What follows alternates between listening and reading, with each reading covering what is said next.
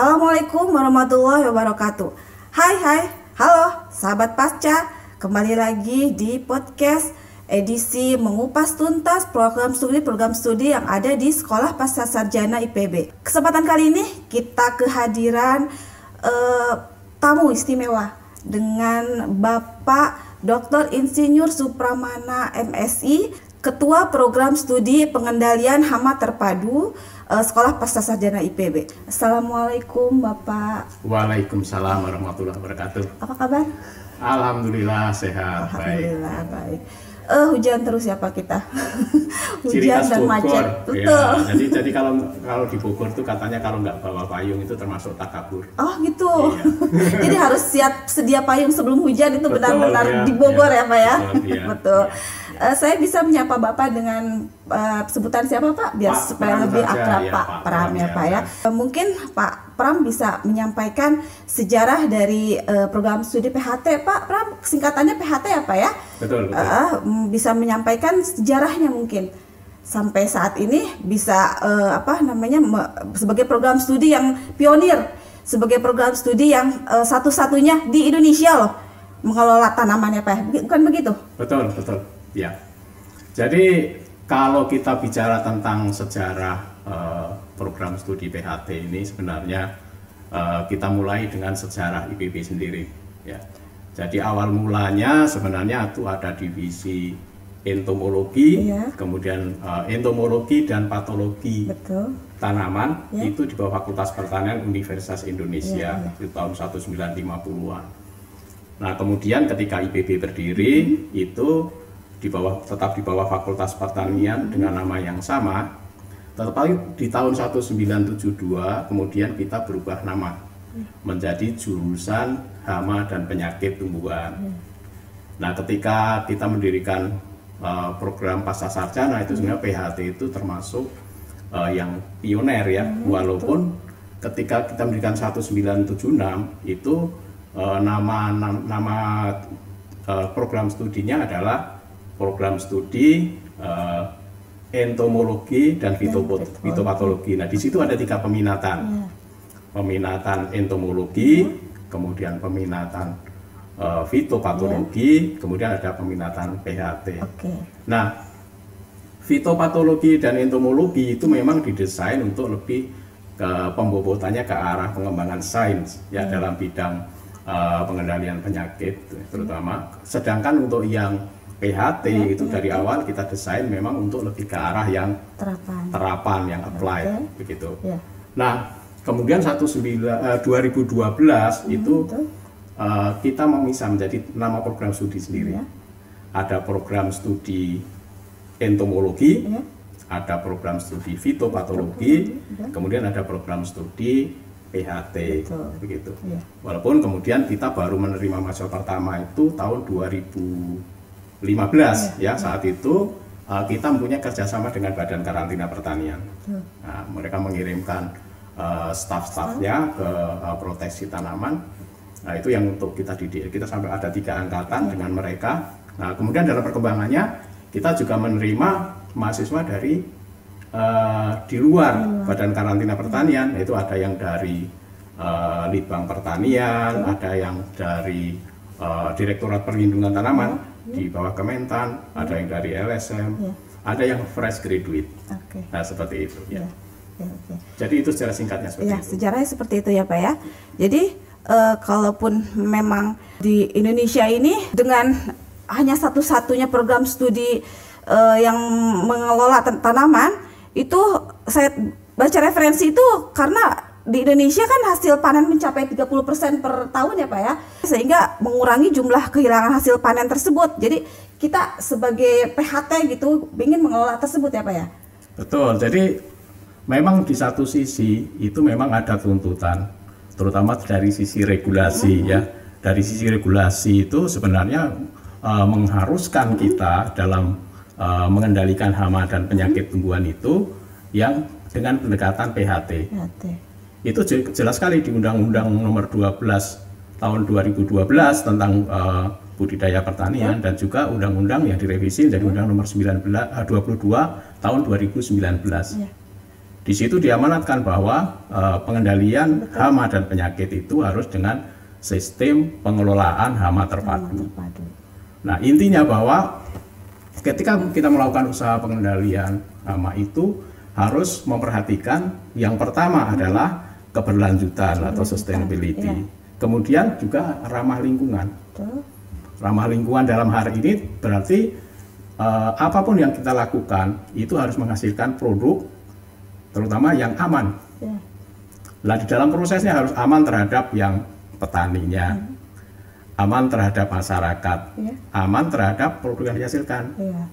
Tidak boleh mengandung residu pestisida misalnya. Kemudian di dalam prosesnya itu tidak boleh mencemari lingkungan. Nah, itu jelas diamanatkan di Undang-Undang tentang Budidaya Pertanian dan Lingkungan itu. Nah, sebenarnya sejarah tentang PHT itu sudah lama ya. Jadi kalau kita mulai penerapan namanya sistem pengendalian hama terpadu itu sebenarnya sudah dimulai tahun 1986. Nah, saat itu Presiden Soeharto itu mengeluarkan Inpres ya, Instruksi Presiden nomor 3 tahun 1986 yang intinya bahwa pengendalian hama warna coklat saat itu harus dilakukan dengan sistem PHT. Nah, itu saya kira satu-satunya ya bahwa untuk pengendalian hama itu sampai mengeluarkan instruksi presiden. Karena memang dibutuhkan saat itu dari sisi budidaya, dari infrastruktur, kemudian pembinaan petani dan lain-lain itu semua satu paket. Sehingga saat itu Inpres 3 itu.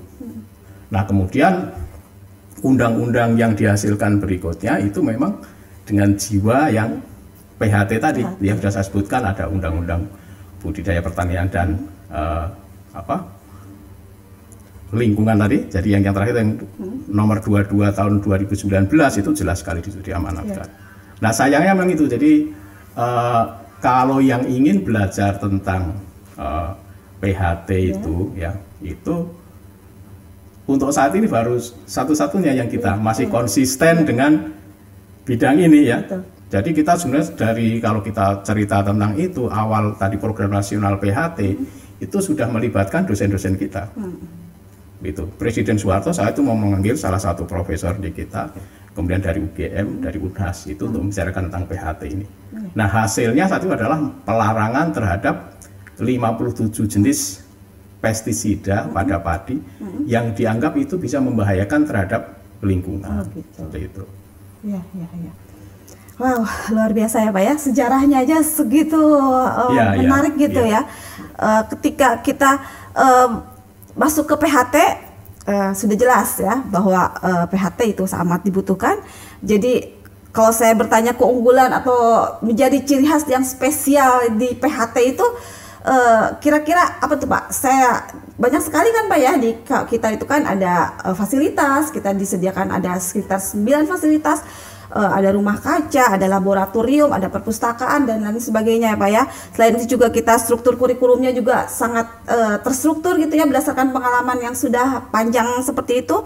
Kira-kira Bapak bisa jelaskan apa sih yang membuat sahabat pasca bisa tertarik untuk masuk ke program studi PHT dibandingkan dengan program studi lain gitu Pak?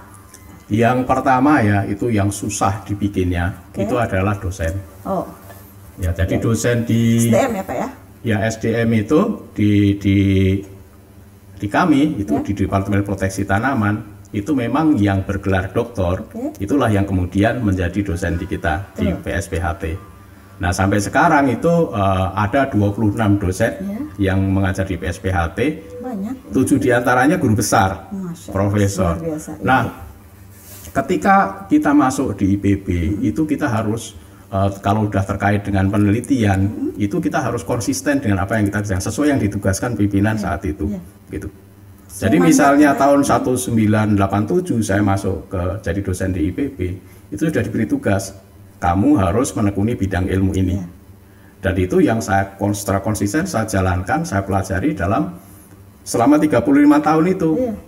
Untuk terutama terkait dengan publikasi, riset dan lain-lain saya harus konsisten dengan itu. Sehingga memang kami ya di dosen di Proteksi Tanaman IPB ya, itu memang menekuni bidang-bidang yang spesifik. Ekspor gitu. Jadi apa ya? Ya memang expert ya, karena bidang pengembangan ilmu kan tidak bisa hanya baca ini baca itu, tetapi memang harus melakukan riset, penelitian, publikasi. Itulah baru setelah sekian tahun kita sebenarnya akan diakui reputasi kita sebagai expert dalam bidang tertentu. Nah dari 26 yang saya sebutkan tadi sebenarnya itu kira-kira sama patternnya. Ada yang menekuni bidang penyakit tumbuhan, itu ada nanti dibagi lagi, ada yang mendalami virus, virologi, ada yang mendalami nematologi, kemudian mikologi itu cendawan, ada bakteriologi, nah itu konsisten gitu. Itu dari sisi dosennya. Ya. Kemudian dari sisi fasilitas, sebenarnya kami itu cukup beruntung ya. Jadi sejak tahun 1997 kita itu ada namanya memperoleh hibah.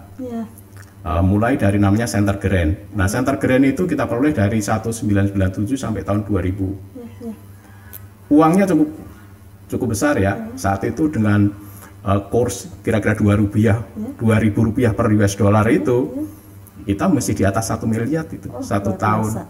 Selama 97 sampai 2000. Nah, dari situ kita bisa memberi peralatan ya untuk pendidikan, riset dan lain-lain. Kemudian setelah itu disambung dengan namanya Q Project. Jadi Center Grant tadi untuk mengembangkan sekolah pasca sarjana. Kemudian untuk yang Q Project itu kita peroleh dari 2001 sampai 2004. Dana yang sama, begitu kurs saat itu mungkin sedikit menurun ya, tetapi lumayan besar. Nah dari situ kita bisa melanjutkan tadi pembangunan infrastruktur, referensi, pustaka dan lain-lain seperti itu. Nah terakhir kemudian kita dapat namanya program B. Kalau Q Project ini untuk mengembangkan pendidikan sarjana, gitu. Nah, yang program B itu kita peroleh setelah itu 3 tahun, itu untuk mengembangkan peran kita terhadap masyarakat. Nah, disitulah kemudian kita bekerja sama untuk mendirikan beberapa klinik tanaman di beberapa daerah, yang sampai sekarang masih ada yang masih eksis. Ya, misalnya kita ada klinik tanaman di Kabupaten Tegal, itu salah satu rintisan yang dulu kita dengan program B itu ya. Nah, itu yang keunggulan pertama. Kemudian yang dosen, kemudian fasilitas. Nah, fasilitas itu tadi kan sudah saya sebutkan bahwa dosen itu harus menekuni bidang keilmuan itu. Itu kita ada 9 lab riset. Ya. Itu ada 4 lab riset di kelompok penyakit tumbuhan, kemudian ada 5 lab riset di kelompok hama tumbuhan. Kemudian kita ada lab terpadu. Nah, lab terpadu ini khusus untuk mengikuti perkembangan keilmuan yang ada sekarang. Jadi misalnya ingin penelitian tentang bioteknologi ya, tentang PCR, identifikasi dengan pendekatan baru yang sekarang itu di lab terpadu ini. Kemudian yang untuk paling sesuai dengan teman-teman yang misalnya tertarik untuk masuk PTL, kita punya klinik tanaman. Nah, klinik tanaman itu bukan kemarin udah kita dari awal tadi kita menjadi jurusan itu sudah ada klinik tanaman. Ketika kita pindah ke Darmaga, di samping membangun lab yang 9 tadi, kita juga ada khusus ruangan untuk klinik tanaman.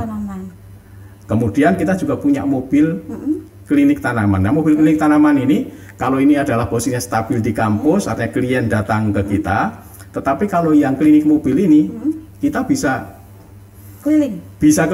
Nah, itu terakhir saya kira misalnya kemarin kerjasama dengan Klaten, seperti itu. Nah, itulah yang kemudian menjadi sarana belajar yang sangat cocok sebenarnya untuk para mahasiswa itu untuk mengasah kemampuannya di dalam mengidentifikasi permasalahan hama dan penyakit, bagaimana menyusun rekomendasi dan lain-lain. Nah, itu yang itu.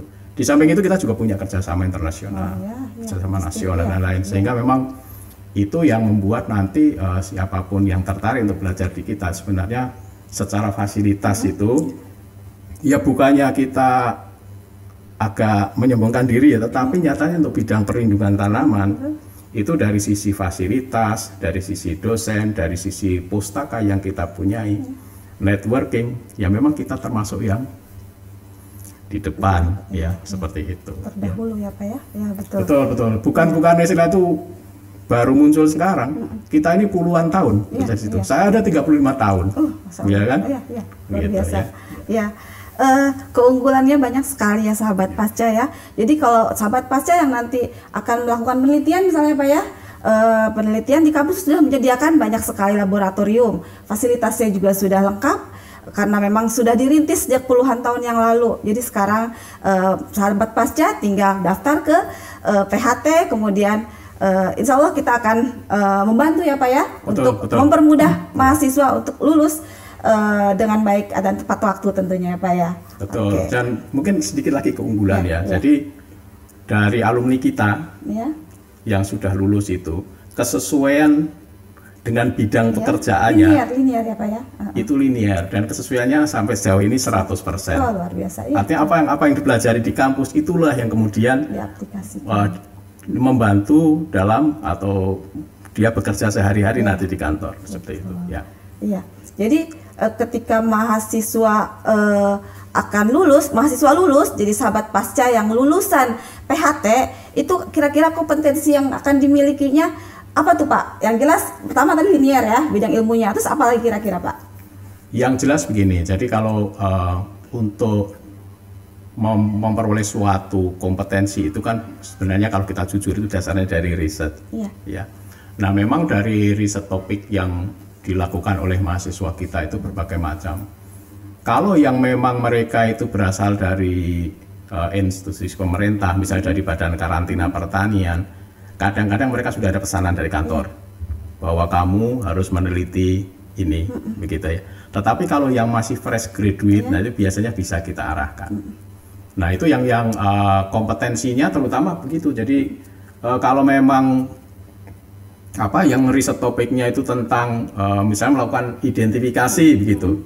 Nah identifikasi hama dan patogen itu penyakit itu kita sudah bisa fasilitasi dengan yang teknik konvensional dan itu harus. Jadi misalnya kita identifikasi serangga itu yang morfologi, morfometri. Tetapi yang bagi yang mahasiswa PHT kita itu biasanya nggak cukup kalau hanya itu. Tambahlah dengan misalnya identifikasi secara yang terkini dengan misalnya molekuler. Nah itu kita sudah bisa ke sana. Kemudian misalnya ada satu mahasiswa lagi yang pesanan dari kantor misalnya mengembangkan teknik sensor untuk mendeteksi penyakit. Itu kan sebenarnya masih agak ke depan begitu, tapi ada misalnya yang bahwa suatu tanaman yang sakit itu sebelum gejalanya muncul itu ternyata bisa dideteksi dengan sensor. Oh ini kena penyakit virus misalnya, sebelum tanamannya itu menunjukkan gejala virus itu ternyata ada peningkatan suhu misalnya. Nah dengan deteksi sensor itu sebelum tanaman kelihatan sakit itu sudah bisa terdeteksi. Nah mungkin kedepannya misalnya ada yang melakukan pengamatan gitu kan, tinggal menerbangkan drone aja misalnya dengan kamera entah yang RGB atau yang sekarang multispektral mungkin itu nanti bisa tinggal diterbangkan ke sana, nanti kan tanaman-tanaman yang sakit akan menunjukkan warna yang berbeda dari yang tanaman yang sehat. Nah itu tapi masih mungkin perlu pengembangan lebih jauh, tapi begitulah yang kompetensi yang dimiliki. Salah duanya seperti itu. Duanya menarik sekali. Bidang ilmu tanaman itu banyak sekali luas ya Pak ya. Jadi apa yang dipelajari, apa yang dipilih nanti oleh sahabat pasca di program studi PHT ini nanti akan menjadi pilihan yang tepat ya Pak ya. Mungkin betul, bisa bekal nanti yang masih fresh graduate bisa menjadi bekal dia nanti bekerja, atau yang di instansi yang ingin sekolah melanjutkan studinya itu akan menambahkan potensi apa ya pengembangan diri mungkin seperti terutama untuk yang ini ya, misalnya yang tertarik untuk misalnya menjadi wirausaha. Nah tuntutan sekarang produk pertanian itu baik untuk itu konsumsi dalam negeri, mau apalagi untuk diekspor, itu kan jelas sekali. Itu kan harus memenuhi standar internasional ya. Kalau misalnya kita namanya ASPM itu harus memenuhi itu. Jadi SPS agreement itu misalnya suatu produk pertanian akan diekspor ke negara lain, itu harus bebas dari OPT. Kemudian maksimum residu pestisidanya sekian dan lain-lain itu. Nah itu jelas aturan internasionalnya. Nah untuk memproduksi tanaman dengan yang kualifikasi yang seperti itu kan perlu ilmu. Nggak bisa lagi kita misalnya untuk mengendalikan penyakit, mengendalikan hama langsung main aplikasi pestisida. Tapi pestisida atau insektisida pun fungisida harus digunakan secara bijaksana namanya, sehingga tadi tidak mengganggu lingkungan, produk yang diharapkan tidak merugikan untuk konsumen. Nah, kalau sudah itu kan tuntutan untuk itu memenuhi undang-undang memang disyaratkan seperti itu. Kemudian tuntutan konsumen terutama kalau untuk tujuan ekspor jelas sekali aturannya. Nah, itulah yang ilmu ini sebenarnya itu kalau misalnya nanti yang tertarik menjadi wirausaha, menjadi eksportir atau terutama untuk produk yang berkualitas tadi, ilmu ini sebenarnya yang diperlukan. Begitu. Iya, betul. Nah, luar biasa ya Pak ya. Sahabat Pasca sudah tertarik? Tentu sudah agak galau lagi kan, ingin memilih PHT sebagai satu-satunya program studi yang dipilih gitu ya, karena di IPB itu banyak sekali program studi yang favorit ya Pak ya, salah satunya PHT gitu. Nah, kalau memang misalnya kita mau sahabat Pasca ingin mendaftar, silahkan datang ke IPB, ke Sekolah Pasca Sarjana IPB lantai 3 atau memang ke sekretariat ya Pak ya, ada sekretariat di PHT mungkin. Ada ya. Jadi nanti di Departemen Proteksi Tanaman Fakultas Pertanian itu nanti ada kita yang di situ, ada ruangan. Ya, oke. Ya. Untuk penerimaan mahasiswa baru kami juga ada laman atau website ya Pak ya. Untuk di PHT mungkin websitenya ptn.ipb.ac.id bisa dibuka ya Pak ya. Di situ informasi semua tentang PTN tentang PHT bisa diperoleh ya Pak ya. Kira-kira syaratnya apa nih yang bisa mendaftar di program studi? Tadi kan sudah disampaikan siapa saja bisa, yang sudah bekerja atau memang masih fresh graduate gitu ya Pak ya, atau ada persyaratan yang lain yang bisa mendaftarkan di program studi? Yang jelas begini, jadi kalau untuk bidang ilmu ini sebenarnya memang kalau kita pilih di ranking ya, yang paling akan mudah dalam belajar dengan keilmuan PHT itu misalnya yang punya bidang perlindungan tanaman atau proteksi tanaman. Kemudian yang misalnya punya bidang keahlian agronomi atau kalau sekarang agroteknologi, kemudian biologi, seperti itu. Nah, di luar yang itu ya mungkin sedikit ada perjuangannya gitu. Tapi untuk yang tadi yang saya sebutkan itu sebenarnya akan lebih mudah untuk mengikuti proses perkuliahan, praktikum dan lain-lain karena memang kita memerlukan ilmu dasar ya, ilmu dasar itu gitu. Nah, bagi yang ingin masuk di PHT ya, jadi memang permasalahannya itu dulu sebenarnya pernah kita rintis ya untuk membuat sekolah jarak jauh, tapi kan dari sisi regulasi kan tidak bisa gitu. Kemudian kita sebenarnya dengan Badan Karantina Pertanian itu punya pengalaman tadi menyelenggarakan yang namanya program khusus ya, khusus dalam hal penyelenggaraannya itu di luar jam kerja. Nah, dulu kita punya kelas yang kuliahnya itu Jumat sore, kemudian lanjut dengan Sabtu gitu. Nah, kenapa kita harus ada yang tatap muka? Terutama itu untuk yang mata kuliah yang perlu praktikum ya. Itu yang harus luring memang. Ya, kalau udah praktikum itu kan untuk melatih kemampuan psikomotorik itu nggak bisa lagi misalnya online seperti itu. Jadi pengalaman kita itu kenapa untuk yang PHT ini, untuk yang praktikum itu memang harus dilakukan secara luring. Ya, karena memang itu untuk melatih kemampuan psikomotorik itu tidak bisa misalnya untuk melatih kemampuan kognitif ya dengan daring-daring seperti itu. Dan kalau yang memfasilitasi itu ya Pak ya. Dengan klinik-klinik dan laboratorium yang tersedia. Betul, ya, memang klinik tanaman itu kalau laboratorium memang lebih banyak untuk nanti riset ya. Nah, pengalaman kita juga kolaborasi dengan institusi lain itu ternyata akan mempercepat juga dengan proses penelitian mahasiswa. Ya, seperti itu. Klinik itu lebih banyak untuk semacam jam terbang, bagaimana kita melakukan analisis, diagnosis penyakit, membuat rekomendasi pengendalian dan lain-lain. Itu yang sebenarnya semacam praktek lah. Kalau dokter itu semacam kegiatan koas gitu, nah itu akan membantu nanti bahwa apa yang terjadi di lapangan itu kadang-kadang sedikit ya lebih menantang dibandingkan apa yang dipelajari di kelas. Iya, gitu. Betul. Ya. Aplikasinya lebih menantang ya Pak ya. Betul. Ya. Nah, mungkin jalur pendaftarannya jadi ada reguler ya Pak ya, reguler tapi khusus, tapi itu hanya jamnya yang dikhususkan. Karena kita mengakomodir kelas-kelas yang memang mahasiswa yang sedang bekerja seperti itu ya Pak ya. Jadi ada reguler dan khusus untuk memfasilitasi di segi waktu itu ya Pak ya. Karena kurikulumnya sama. Antara yang itu reguler dengan yang itu nanti dengan khusus ini sebenarnya kurikulumnya sama. Jadi memang ada yang memang wajib IPB, ada yang wajib program studi, kemudian kita kasih fasilitas yang banyak itu nanti untuk mata kuliah pilihan, ini namanya masuk dalam nanti enrichment, in-depth dan lain-lain, itu mata kuliah pilihan. Jadi sebagai contoh misalnya ada mata kuliah peraturan perundang-undangan dalam bidang perlindungan tanaman. Nah, itu kita masukkan di sini, mata kuliah pilihan. Kalau memang dia tugasnya nanti di ekspor impor dan lain, memang harus paham dengan regulasi, ambillah mata kuliah itu gitu. Kemudian ingin misalnya mengambil mata kuliah yang lain, pilihan yang lain, misalnya vertebrata hama.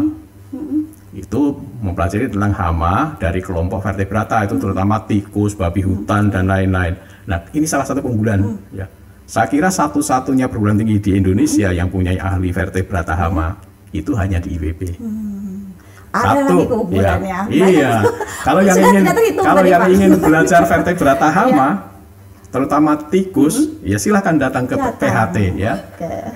Kalau masuk ENT tadi kan nggak bisa masuk, tapi kalau masuk PHT di situ terfasilitasi. Dan ini udah beberapa mahasiswa yang penelitian itu ada yang dari swasta, terutama dari kelapa sawit ya. Itu kan kalau kita bicara kelapa sawit itu tikus itu juga menjadi hama yang utama, di samping misalnya babi kayak gitu kan, ini kan hama vertebrata itu. Tapi memang kemarin yang belajar di kita itu memang untuk menghadapi hama tikus. Ya hubungannya kalau misalnya dikendalikan dengan Tikto alba itu yang burung hantu itu, bagaimana sih bioekologi dari burung hantu itu seperti itu. Seberapa banyak dia bisa makan tikus dan lain-lain.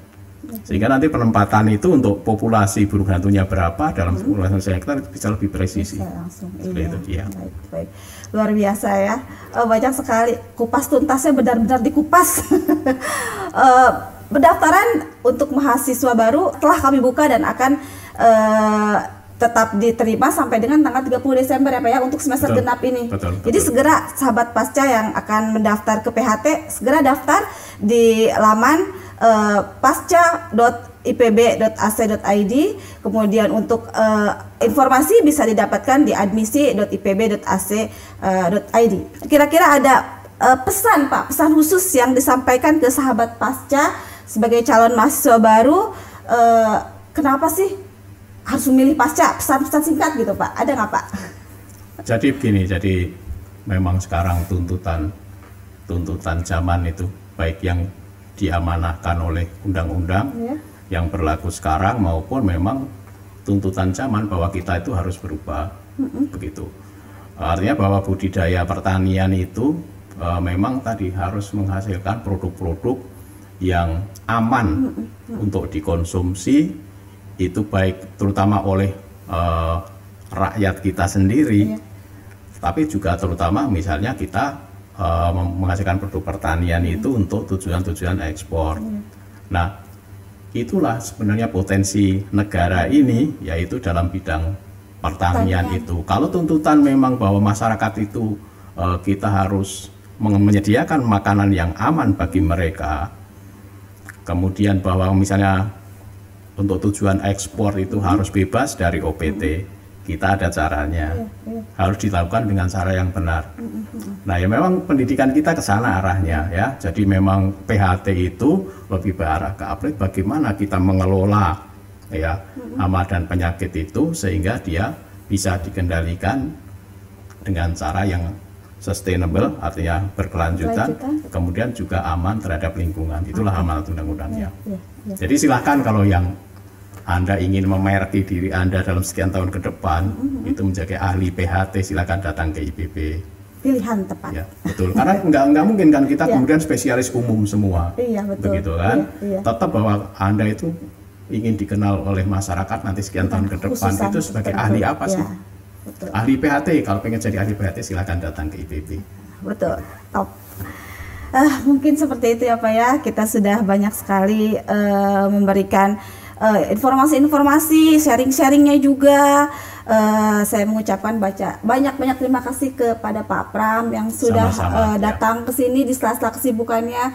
Apalagi sekarang hujan besar gitu ya, tapi hujan besar mendung gitu ya. Rezeki ya Pak ya. Alhamdulillah. Terima kasih ya Pak ya. Terima kasih juga kepada sahabat pasca yang sudah menyimak full dari awal sampai akhir perbincangan kita di edisi podcast ini. Sehingga harapannya sahabat pasca bisa memilih PHT sebagai program studi pilihannya dan segera berkuliah di Sekolah Sarjana IPB dengan program studi PHT ya Pak ya. Dirasa kita sudah cukup ya Pak ya mengulik-ngulik dan mengupas-ngupas semua yang dirasa perlu gitu ya. Mungkin cukup sekian edisi podcast kali ini. Kami kalau di podcast ini ada pantun sedikit ya Pak ya, jadi supaya menarik gitu. Jadi saya coba sampaikan pantunnya Pak ya. Pagi-pagi makan mangga kue nih, makan bareng dengan ibu terkasih. Cukup sekian edisi podcast kali ini. Kami ucapkan banyak terima kasih. Demikian kami pamit undur. Sama-sama. Assalamualaikum warahmatullahi wabarakatuh. Waalaikumsalam warahmatullahi wabarakatuh.